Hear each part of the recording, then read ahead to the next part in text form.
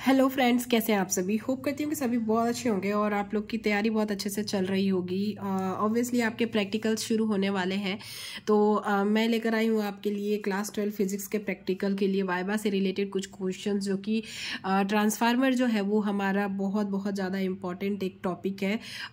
मतलब प्रैक्टिकल के लिए उसमें आता ही है वो क्वेश्चन, और आपको उसमें उसकी संरचना, कार्यविधि और ये सारी चीज़ें लिखनी होती है।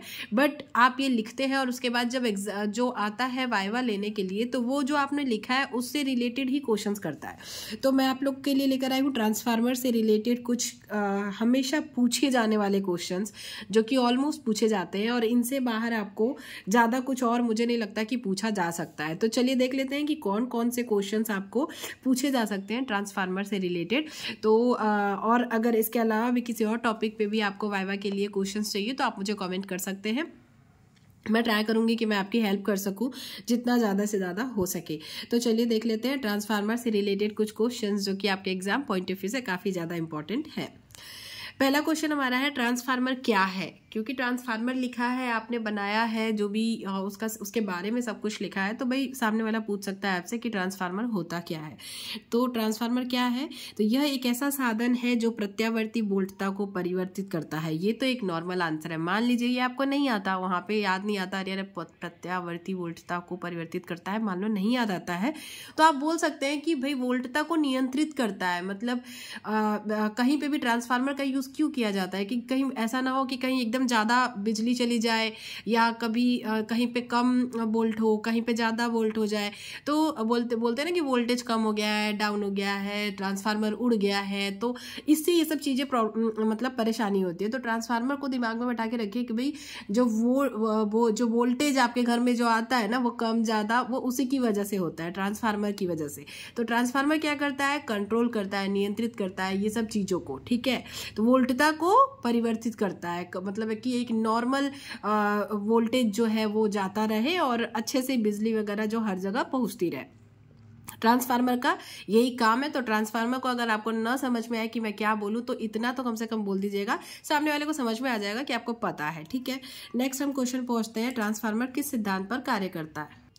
तो ट्रांसफार्मर हमारा काम करता है अन्योन्य प्रेरण के सिद्धांत पर। क्या किस सिद्धांत पर कार्य करता है, तो ये तो आपको याद करना ही पड़ेगा कि ट्रांसफार्मर जो है वो अन्योन्य प्रेरण के सिद्धांत पर कार्य करता है, ठीक है। नेक्स्ट हमारा क्वेश्चन है, ट्रांसफार्मर कितने प्रकार के होते हैं। तो ये तो मैंने जब ट्रांसफार्मर आपको पढ़ाया था तब भी बताया था कि भाई ऊंचाई और अपचाई दो टाइप के ही ट्रांसफार्मर होते हैं, जो वोल्टता को निम्न से उच्च और उच्च से निम्न की ओर लेकर जाते हैं। तो दो टाइप के ट्रांसफार्मर होते हैं, ऊंचाई ट्रांसफार्मर और अपचाई ट्रांसफार्मर, ठीक है। तो ये मैंने जब ट्रांसफार्मर आपको पढ़ाया है तो उसमें काफ़ी बहुत अच्छे से मतलब हर एक चीज़ बताई है। तो अगर आपने वो वीडियो नहीं देखी है तो जाकर देखिए, उससे आपके बहुत सारे क्वेश्चन क्लियर हो जाएंगे, ठीक है। ट्रांसफार्मर की क्रोड किस धातु की बनी होती है, तो वो नर्म लोहे की बनी होती है। किस धातु की ट्रांसफार्मर की क्रोड बनी होती है, तो भाई वो नर्म लोहे की बनी होती है।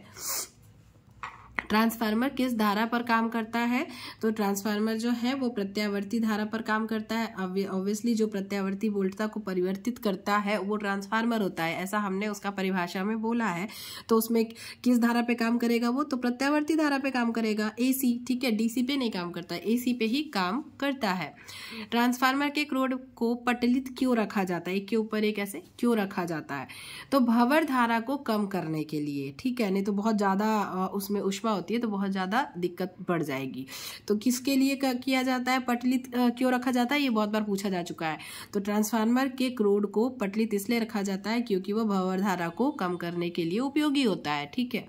नेक्स्ट हमारा क्वेश्चन क्या है, ट्रांसफार्मर की दक्षता कितनी होती है, ये भी बहुत ज्यादा पूछा जाता है।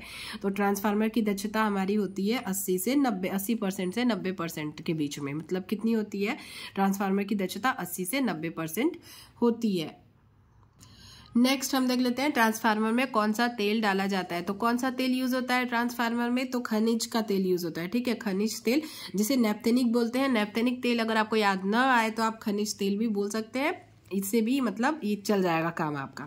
नेक्स्ट क्वेश्चन, ट्रांसफार्मर का हिंदी नाम क्या है? ट्रांसफार्मर को हिंदी में क्या बोलते हैं?